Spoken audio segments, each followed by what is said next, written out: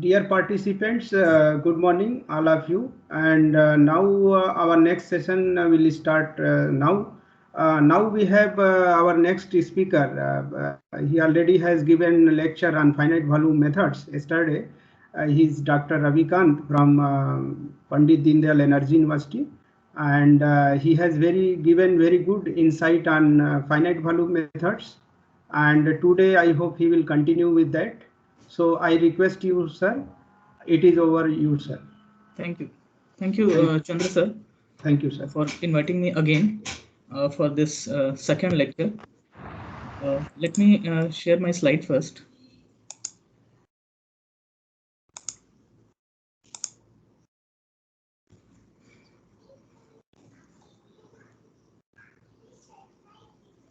Okay, in the last lecture, I was talking about the overview and application of finite volume method. In this, the agenda of this talk was to give a brief overview, or so to say, introduction to finite volume method. Why should we choose finite volume method over finite difference and finite element methods for fluid flows? And we did FVM formulation. We looked upon things in three-dimensional cases, and then we looked upon how we have gone through the help of Gauss divergence theorem. We have broken down those partial differential equations to the surface integrals, and then for the sake of simplicity, we have taken up things for one-dimensional convection diffusion problem, and we have also looked upon the treatment of convected terms in the framework of central differencing scheme. So let me proceed from there, what we have left behind. And I have already posed an example problem in front of you, and today we will be solving this problem by hand, and also I will be taking up this problem, this numerical problem, hands-on, to be a hands-on nature with the online open source mathematical online software known as OCTAVE.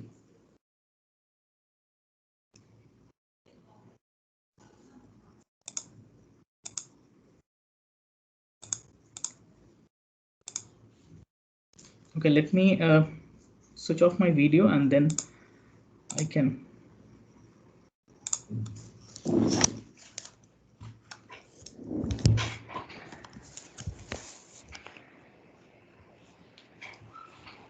So to start with this problem,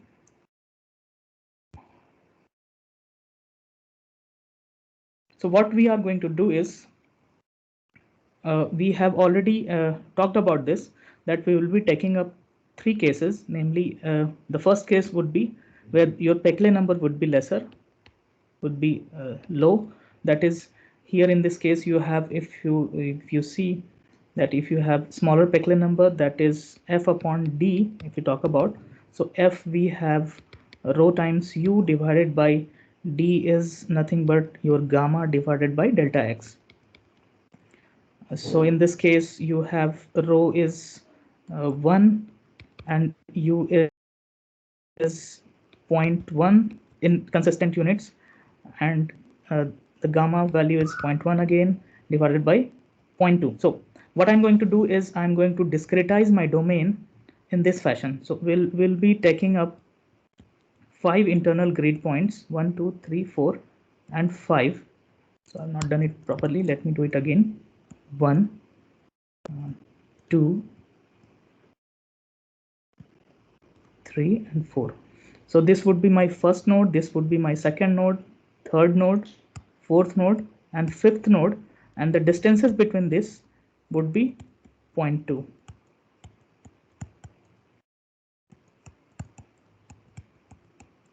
And the boundary nodes, so these 1 and 5th nodes are our boundary nodes, because it needs special treatment, because the length over here is 0.1 and length over here is 0.1, and also there are no cells at this end, so this does not constitute neighboring nodes over here and here also, left and right hand side. Okay, so we'll take up this divided by 0.2 over here. So it comes out to be 0.2, which is a very less Peclet number. And we can see that in this case, even we have only 5 internal grid points. We will have a nice solution. But things will not be smooth and easy. If you take up case number 2, so this is your case number 1, case number 2, your Peclet numbers seems to be high here because you have not changed your internal grid points, but rather you have changed your velocity. So you have increased your convective mass flux here. So this is 1 times 2.5 here divided by 0.1 by 0.2 again, and it will have Peclet number 5, which is considered to be higher. And we'll see that in this case, although we have 5 internal grid points, but you will have numerical instability that will be arising. We'll see how this works. And in case 3, surprisingly, in case 3, for higher Peclet number again, for the same higher Peclet number again, so u is equal to 2.5 again, when we discretize the grids into more number of points, so to say 20 number of points, we'll see because of the discretization, delta x is lesser here, very lesser here, or maybe of magnitude of maybe 0.01, and that leads to, again, your Peclet number seems to be loosen up or becomes low, and things surprisingly comes again into the nice solution, which you didn't get in the second case. Okay, so let me talk about the solution procedure that we'll be following here once again. So this is my domain. Okay, I have discretized in this fashion. This is my first node, second, third, fourth, fifth, and this is your phi at 0 is equal to, you have boundary conditions 1. We call it as also as a grid point, and this as a B grid point, and phi L at length L, it is 0 again. Okay, so our idea is to first make at each grid points, we'll try to achieve one individual algebraic equation. Okay, that what we have discussed yesterday. So let us focus on these internal grid points first. Okay, we will leave behind these. We will leave behind these boundary points, boundary nodes, and these boundary points will be taken up separately. The reason being, it has no neighboring nodes. That is why it needs additional treatment. Okay, and okay, so let's take up these 3 points one by one. So let's take the things for node 2. Okay, so node 2 is here, and we'll take my control volume as this thing. The neighboring control volume would be 3. Let me do it in a different color. Okay, let's see. So this is your main control volume, and and this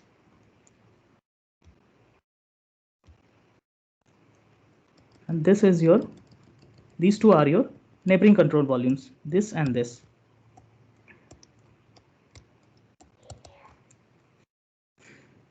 Okay, so let's go to the our formulation back, and let's see what our formula tells. So this is our formula for the control volume we are interested in, the value we are interested in. Okay, this is your control volume. This is your this is your east node. That is your neighboring node. whose value is will be taken up by W phi here, and this would be west face node, and would be taken up by phi e here. So we can directly apply the formula here because we have already discretized and we have done the treatments whatever we needed for the internal nodes only, not the boundary nodes. So we'll take up these things. AW would be substituted here, A will be substituted here, AP will be substituted here, and let's see. So for node 2 we have, we'll do, so this, let's suppose this is my pth node, this is my W node, sorry, this is my east node, this is my west node, 1 would be, right?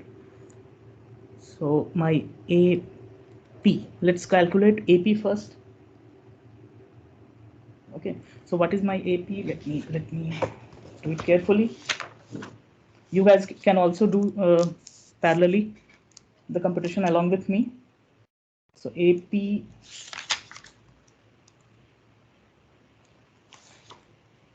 phi P is equal to AW phi W plus AE phi E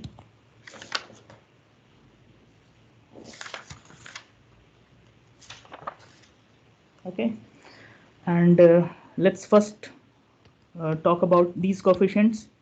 Okay, so for node 2 it will be written in terms of P will be 2, phi P will be phi 2, AW will be A3 phi 3 plus, I'm really sorry, W would be left hand side, so I'll write it again.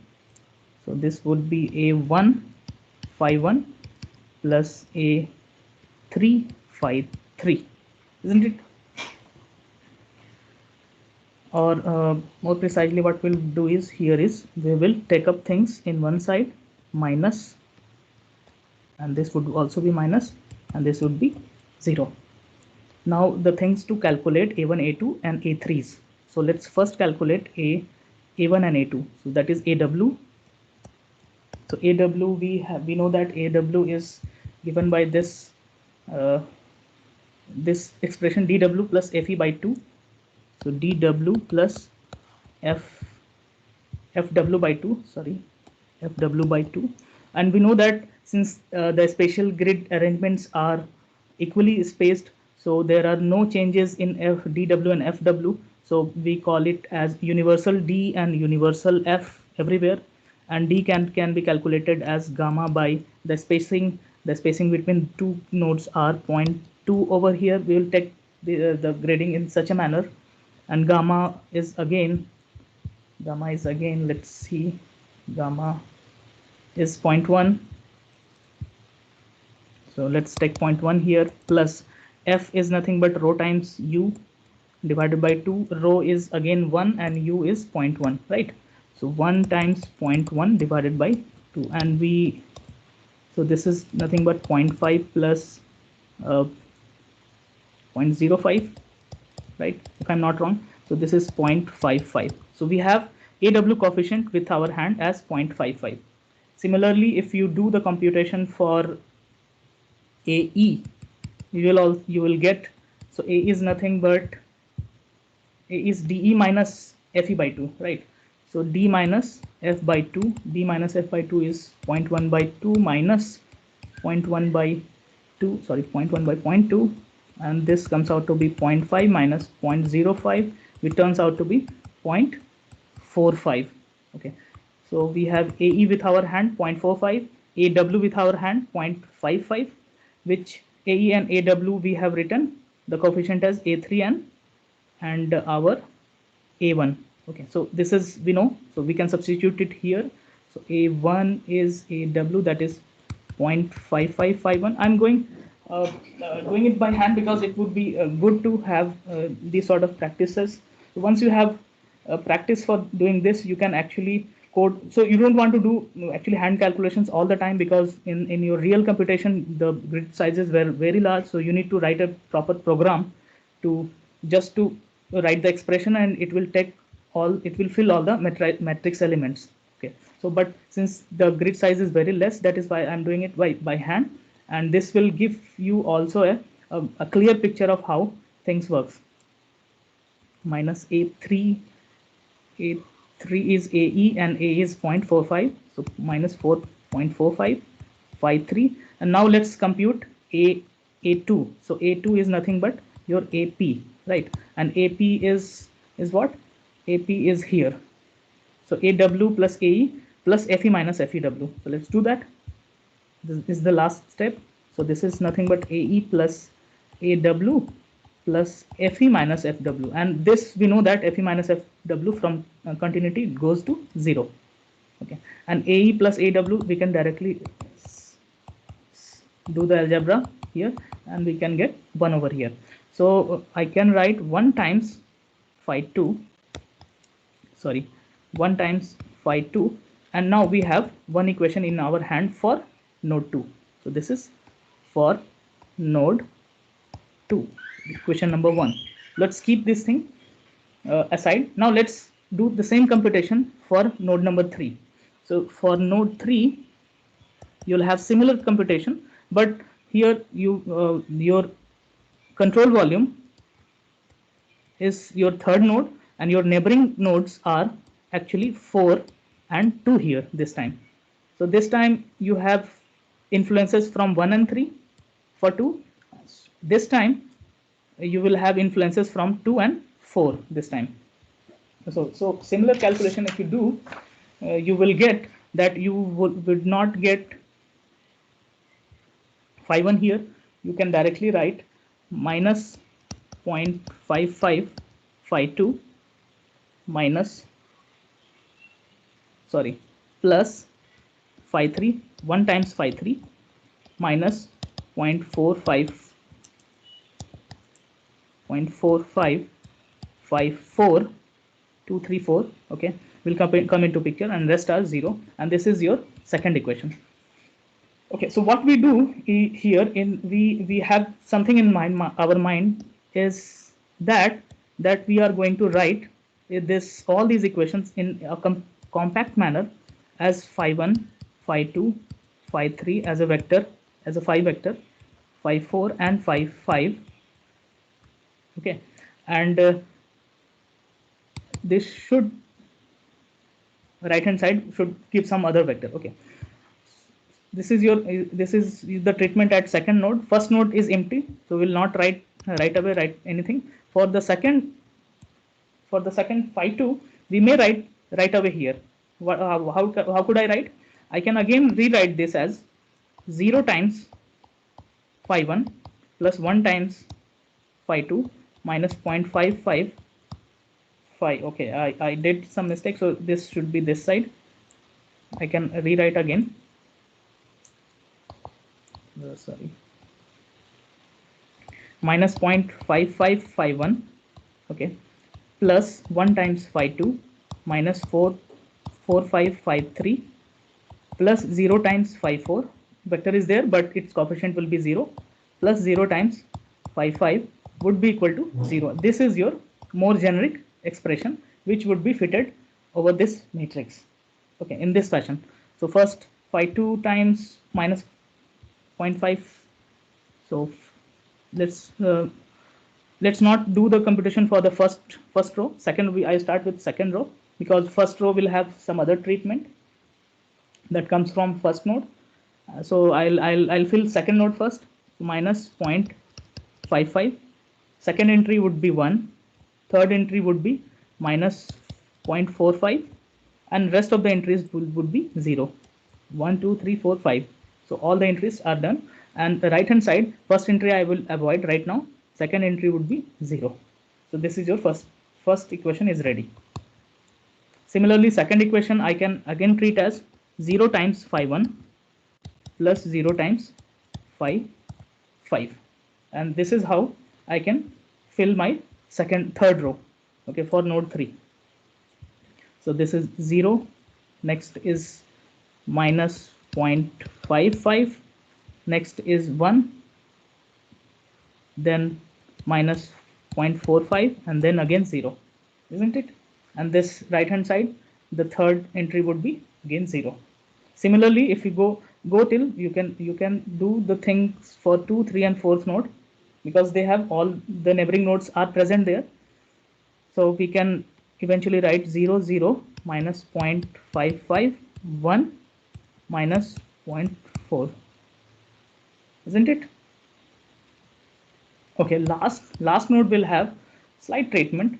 So node 4 is done, node 5 is also done. Okay, oh sorry, not node 5, 4 is, we have already filled. Node 5, for node 5 and node 1, what extra care you have to take up here is, we'll go back to not this expression, even before, we should go back one more expression back, because we did some linear interpolation for the fluxes that appear over here.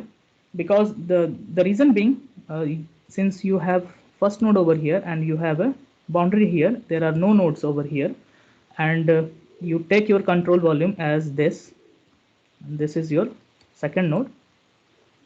So the flux is here, so phi e or phi w, so phi e would be something there, and we will treat phi e as same as phi p plus, sorry, phi e minus phi p by delta x. That is what we have, I'm really sorry, what we have, I'm doing.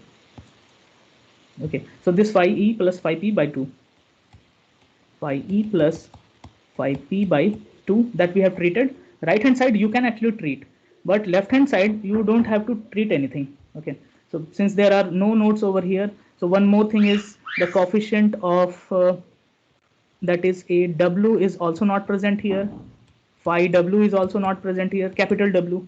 The only thing that also you don't have to treat your fluxes at the left faces here. Okay, and this give to a new expression here. Here e phi e was not there. Well, let me do it carefully.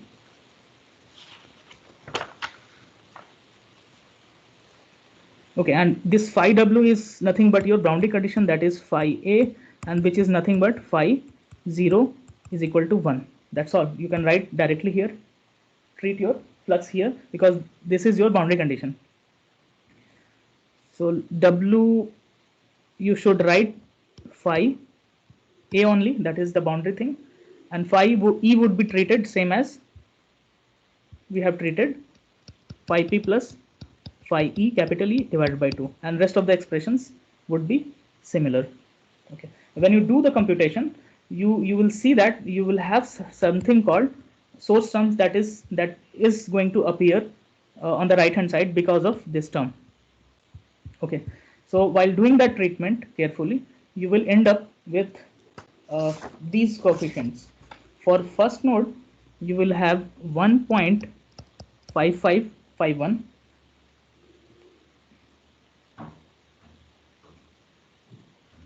minus 0.4552, 0, 0 and 0. Right, so you have actually treated your boundary boundary nodes, the left positions and right positions as well. So the last equation phi 5 would be written in this fashion: 0, 0, 0 minus 0.55, and this would be, let me look at the computations. This would be 1.45.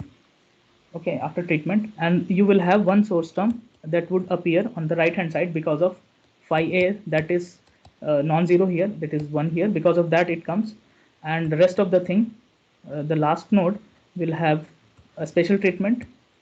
Okay, and this is actually influenced by phi b, but luckily the phi b is also 0, so this also turns out to be 0. So now we have a compact form in as a phi is equal to b, we need to solve in our octave. Okay, this is what our problem definition now. So you can see that this matrix, that A matrix, system matrix that you have created here, is essentially a tridiagonal matrix. And we are going to invert it. So you can also check the invertibility while looking at its determinant, whether it is singular or not. Probably it is not singular here, and you can actually invert it. And the way you are going to formalize the tridiagonal matrix in Octave is you will have several inbuilt functions such as sparse diagonal, SPDIAG. You can actually use this. There are several ways you can make it. You will have diagonal diag function in Octave or in MATLAB. You can directly do it. So let's start working on the Octave. So I request all of you to copy this link octave-online.net on your browser. Once you do that, you'll have this interface that would appear. What you have to do is only once you have to do is you have to sign in with your Google account. It will not ask your password. Oh, is it? Oh, because I'm incognito. Once you have to do that. So I have already signed in, okay, with my Google account. Once you do that, you will have this interface. Okay, so left hand side, you will see you will have all the file lists, and here your code will come up. So when let me start with my new script here. So I'll start. When I click on this plus sign over here, it says please enter the file name. So I'll start with my file name, test. Let's suppose I'm writing test. Okay, then hit OK. We have to reconnect, because every time if you become idle, since this is an online mathematical tool, every time if you being sitting idle, every time it asks reconnection, because it loses. Okay, so let me reconnect that. So now it has been reconnected. Now let me start with my file naming. Test. Okay. Okay, it is not taking this file name. Maybe Ravi. Let's see. Okay, it has taken. So I have this test, and okay, it has already created test and Ravi. So in test, if you do, so you'll have a blank space for writing your script. Now let me start writing the script.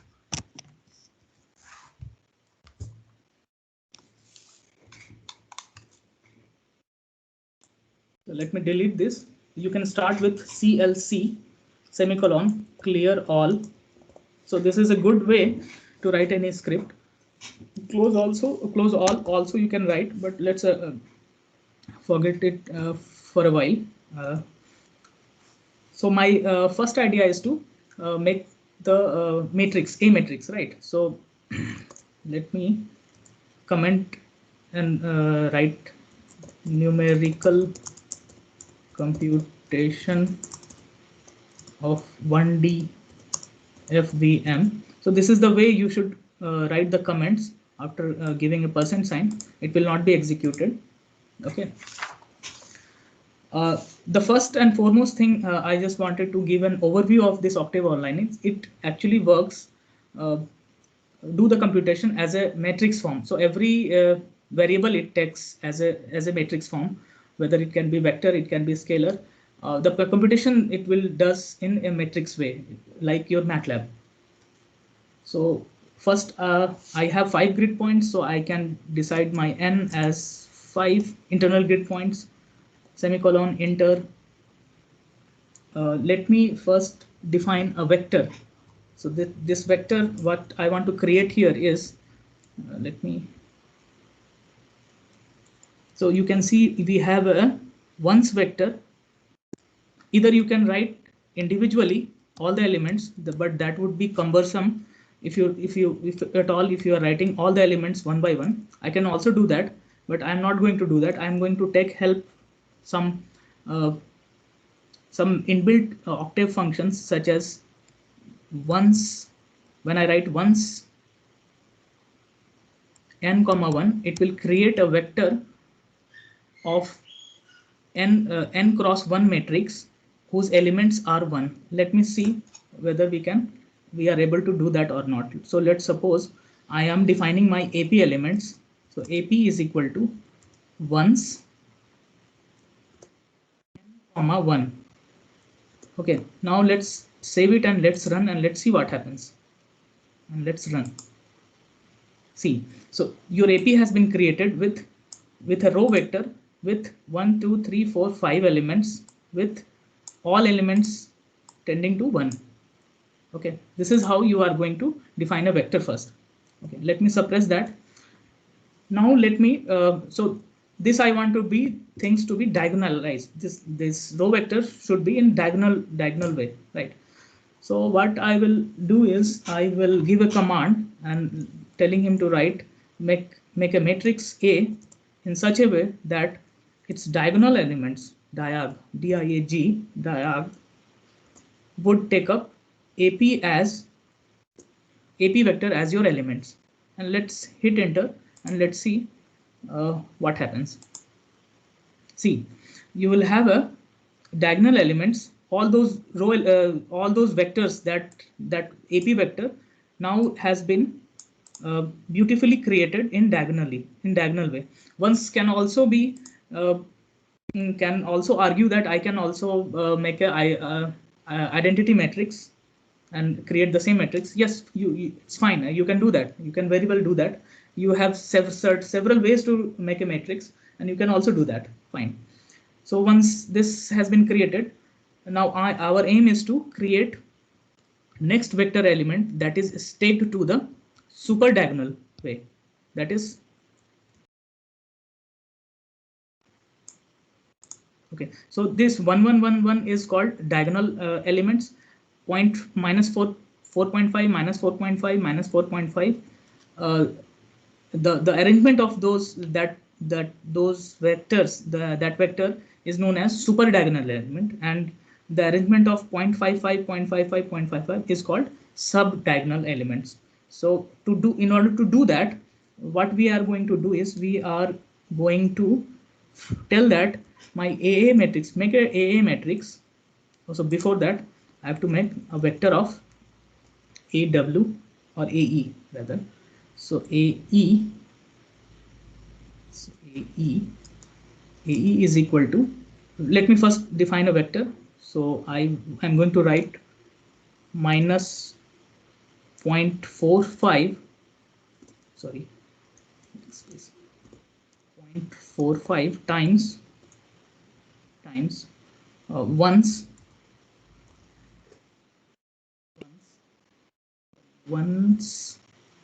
okay, this is how you should write. You should be careful with your grammatical mistakes. N comma 1. Let's see what happens. Okay, and okay, now AE has been created with a row vector. Now I want to make it in the diagonal form. That should be staked on top of the diagonal element. That is, it should be in the super diagonal. That it should take as a super diagonal element. Okay, so what I will do is I will define AA as AA is equal to diag. I'll write again diag. I'll write AE, that should be staked, comma 1. So when I write 1 plus 1 or 1 or plus 1, when I write plus 1, it will automatically be staked on top of it super diagonally. Let's see if it works or not. When I'm running it, see, it has taken. Your AA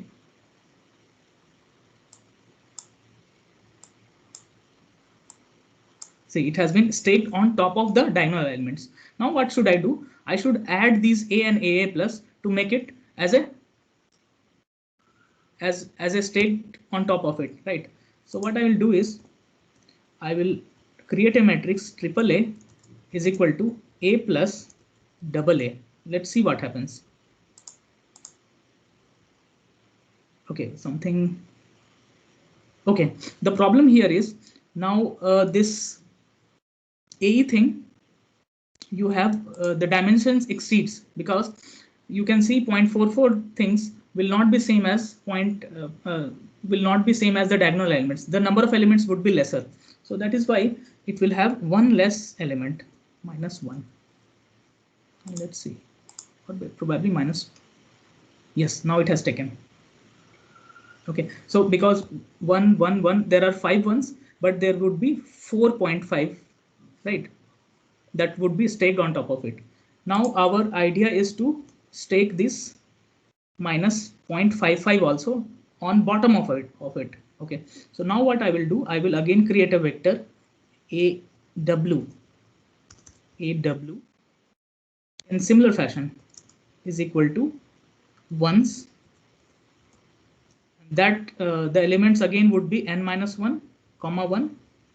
Okay, and that would be staked on bottom of it. So I will create 4A matrix in such a manner that it will take diag, okay, diag AW this time, comma n minus 1 you should write. Oh, sorry, not n minus 1, simply -1. So -1, it will see that it would be stacked below to that these metrics. So I'll write 5 A's this time, and I will add all these things. 1 2 3, I'll add with 1 2 3 4, and let's see what happens. See, okay, so I didn't multiply it by -0.55. I forgot it. So let me do that, and let me hit run, and let's see. See, now you have created a tri-diagonal matrix within just 5 lines of codes. Okay, very beautifully. Now you have to treat your boundary elements, which are this elements and this element. So this elements corresponds to, if at all this matrix is A, so you can actually refer this, you can have the index of this particular element as 1 comma 1. Okay, first element, first row and first column, and the last element you can actually refer as A n comma n. Okay, whatever the dimension of your matrix is. Okay, now this is a bit cumbersome. What I will do is I will create some other matrix, maybe Q matrix, because every time I don't want to write 5 A's all the time, and I will save it in Q. So Q will be something like this. Now I want to treat my Q, and I want to modify my first and the cornermost nodes. So I will tell that, okay, Q 1 comma 1 you should write as, you should modify it with 1.5 1.55 1.55, and Q last n comma n you should write it with 1.45 1.45. Now let's hit enter. Let's save it and let's hit enter. So now you can see the first and the last node 1 comma 1 and then n comma n element has been modified. Okay, now you have A matrix in your hand. Now you should have B matrix with your hand again. You can also create in similar fashion. Either you can write it directly, or you can do anything. So I am going to write this as B. I'll totally going to write this manually, and there is no harm. 0 comma, no, not comma, 0 space, 0.1 is my first node, 0.2, or else you can also do some sort of lean spacing on all sorts of functions you can directly use. If your grid spacing is large or your number of nodes is very high, you can actually do any sort of computations. So this point, sorry, not 0.2, 0.3 would be there, 0.5 space 0.7 space 0.9. This would be the last node, and this is the boundary. So now my B has been created. Let's see what B is. So now your B vector has been created, but problem here is B should be a column vector, right? So what I'm going to do, I'm going to put a dash sign over here, and let's see if it works. So see, now you have a B as a column vector just by putting a dash sign. You'll have column vector. Now what you do, you can actually invert it. That is what our aim is, to find your 5 1, 5 2, 5 3, and 5 4 and 5 5s. Okay. So solution would be was you can directly write I and V. There is a function called in I and V that internally it takes some algorithm, maybe Gauss elimination or LU decomposition method. They might be doing it, inversion of the matrix while doing that. But we don't have to worry about that, because MATLAB or OCTAVE will take care of that. Inverse of A times B, or not A, because our matrix is Q here. So let me write Q here, not A, and let's hit enter. Okay, so there is a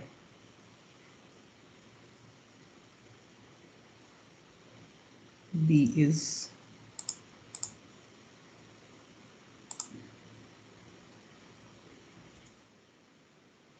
or let me put a column here. It will automatically take column elements 1 2 3 4 5.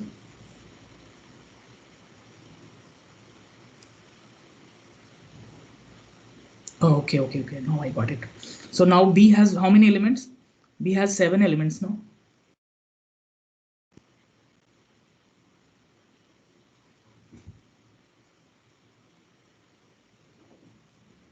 Error operation star column line 19, inverse of A times B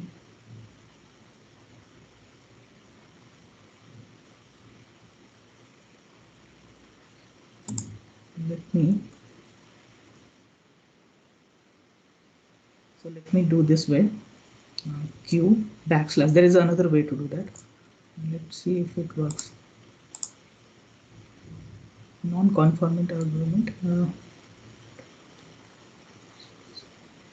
Okay, I'm sorry. I'm really sorry. So this B is actually 7 cross 1. It was coming now. So now it will take. I am B. I'll tell you why I'm doing this.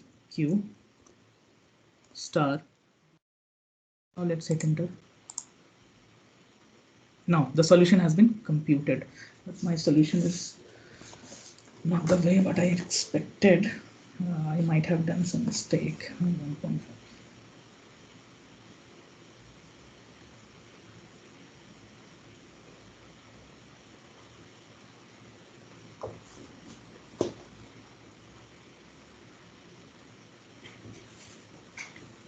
Okay, I'm really sorry.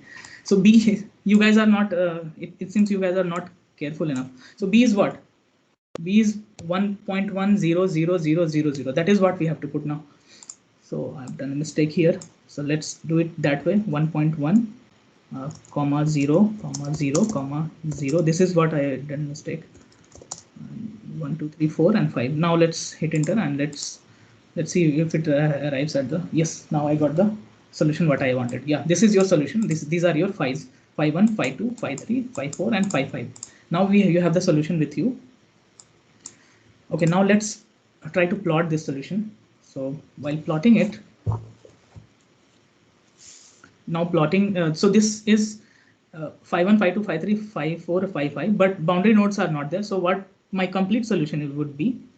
Complete solution would be comp_sol would be the stake of you are going to stake 0, that is sorry, not 0, the first node value, that is the boundary condition that you have, the first 5 1 and 0. You will have to take additional these two as your complete solution in order to compare it with the analytical solution given by this function. So now we are in a step towards comparing it with analytical solution here. So we just have to write our complete solution. So complete solution would be first, that is the fixed value of the boundary, and then your solution. Maybe dash I would put, and last boundary value is 0, and this would be your complete solution. And let's see enter. Okay, now this is your complete solution. Okay, along with 1 and 0 at the boundary faces. And now I'm going to plot it. So while plotting, you can type figure, maybe figure 1, okay, and then hit plot. X I have not defined. X is the X spatial discretization. Let me define it here. So X is equal to, let me define X as, yeah, from 0, 0.1, 0.3, 0.5, 0.7, 0.9 and 1. This is my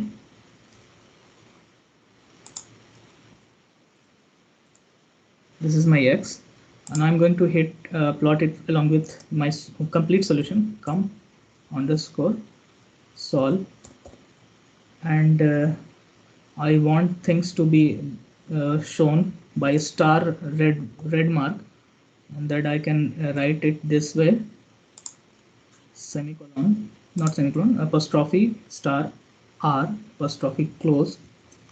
And then let's try to run this. Okay, there is some problem. Console.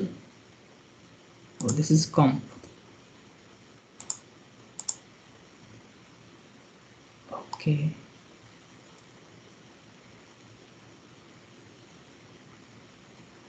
So what? This I also have to do.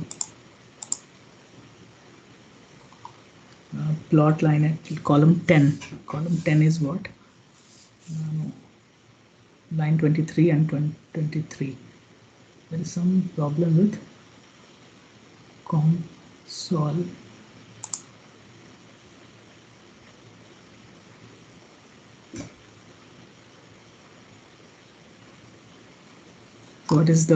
What is my X, and let's try to throw the values of X and solution.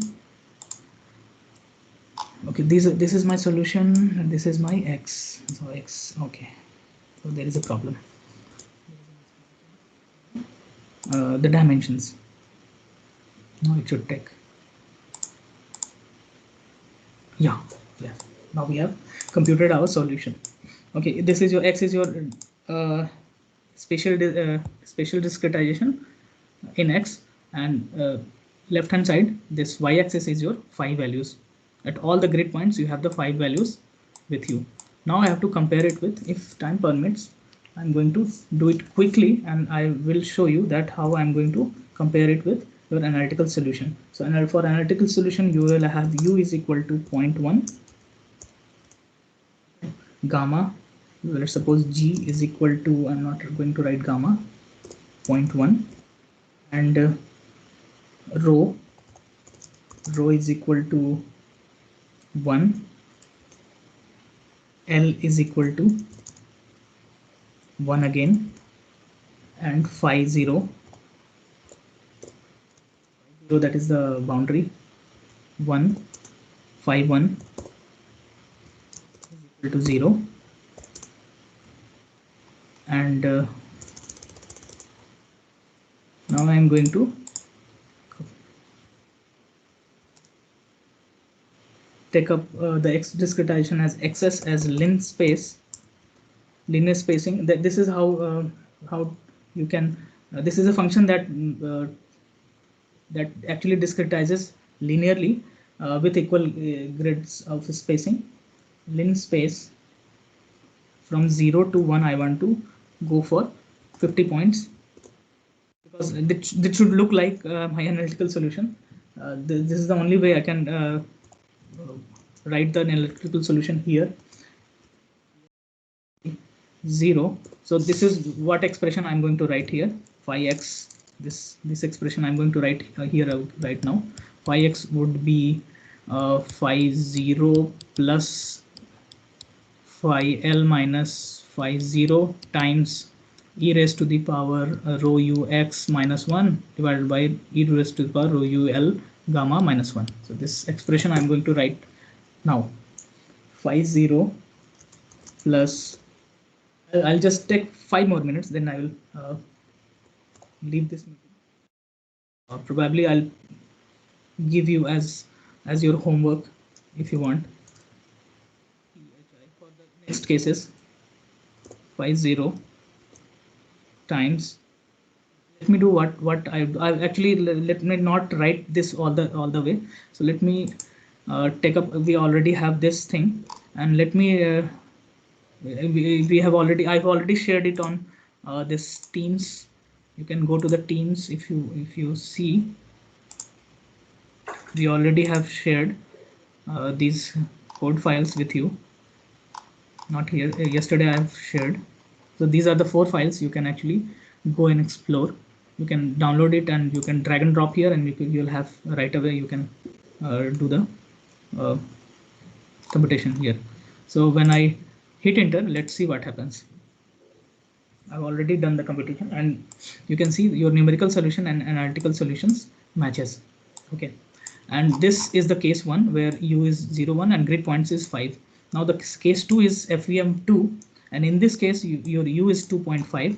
Your u is, I have taken 2.5, and your grid spacing is 5 only. Now let's see what I mean, let's see if what we have anticipated is coming or not. So let's hit run for the second case. And when I'm hitting that, you can see you will have numerical instability that arises. Okay, so to tackle that, what you should do, you should lower your Peclet number, or you should make the discretization more number of grid points. So this time you will have larger grid points with again high convection mass flux, and let's hit run for that. So you have now more number of grid points with higher convection mass flux, and you will see your solution is smooth again. So my last comment is just to make things open-ended.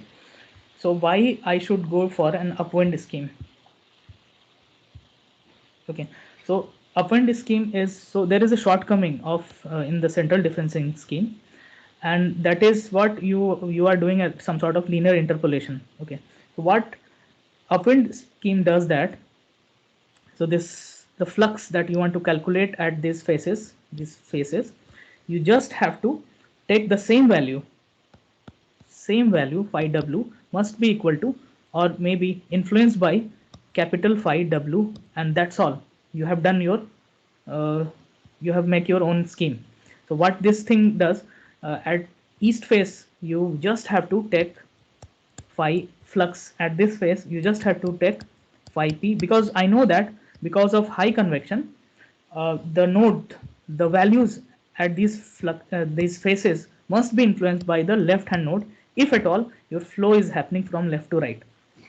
And if your flow is happening from right to left, the similar way you can estimate your flux phi w will be, small w would be equal to phi p only, and that's all you have done with your scheme. This is your scheme, and surprisingly, if you do the computation for that also with smaller number of grid points and with higher Peclet number also, surprisingly your scheme is stable now. So that gives a notion of transportiveness now, because your scheme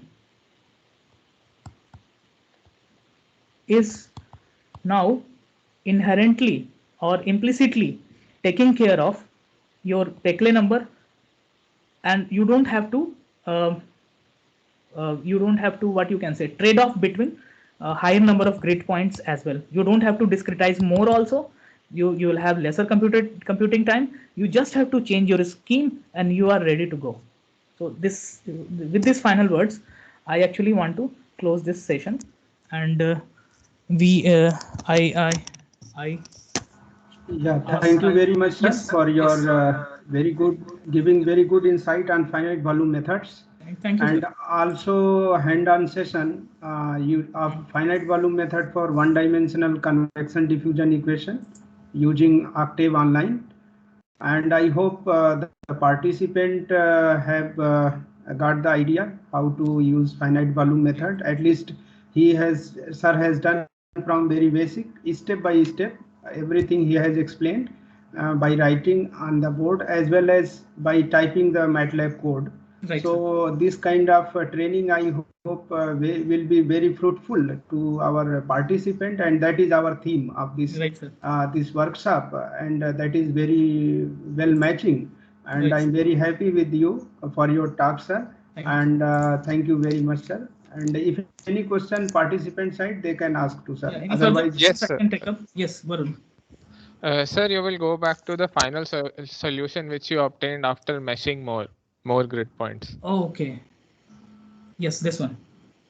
Sir, here we can see towards the boundary our solution is not matching with analytical solution. That is because of central difference scheme. Because Probably, yes, you are right. We are very correct.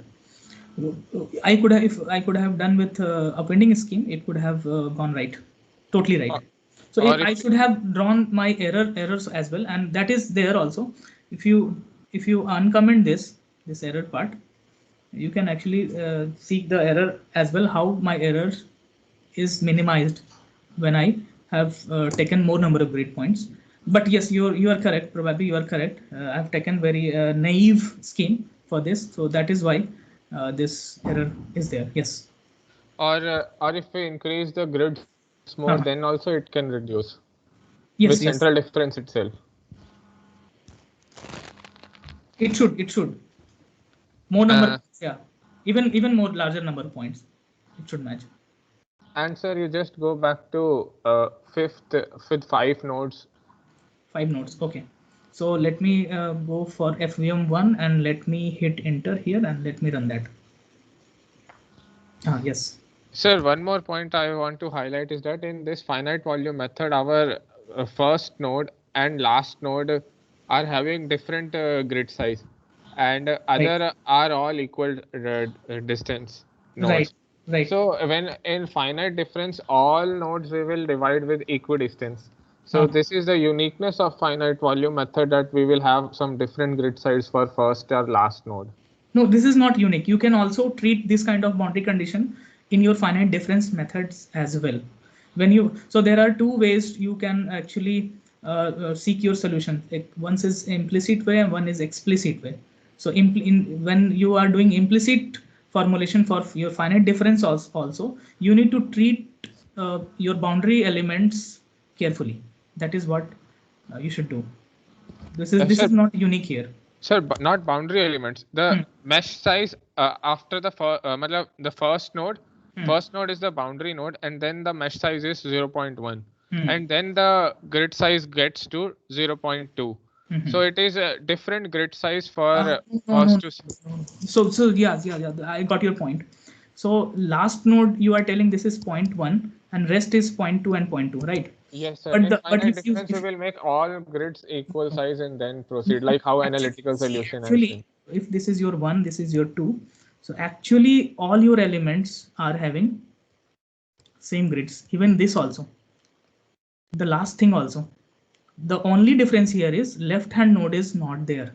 So essentially, as in holistic sense, all your grid points are equally spaced. Okay. If you keep your last node as your ghost node or pseudo node. Yeah, correct, sir. Right. Okay, so once again, thank you very much, sir, for your Ravi, nice sir, I have lecture. one question. Yeah, sir, let him ask. Let him ask. Yeah, sir, can we handle the situation where we are not getting the same system of equations at each time step? What happens when system of equation is changing with different time steps? Okay, so yeah, so I have taken is I have actually taken a steady state case. So there are no unsteady cases here. So that also can be taken care by several other schemes. You have to go and check the literatures for unsteady formulations. Okay. So this is just for study. Yeah, this is just for study. So I have already. Is there any literature which is there for unsteady case where finite volume method is applied for each time step? Yes, it can be. It can be invariably it can be treated. There are some several schemes such as McCormick schemes, Mac schemes are there. You can actually check the literature. Okay. And sir, what about the applicability of these schemes to cylindrical or spherical polar coordinates? That's all. Your governing equation will slightly change, but all the things, the governing physics would be same. Okay. Thank you, sir. Good. Okay, once again, thank you very much, sir, for your nice lecture at our event. And thank you very much, sir. And participant, now we have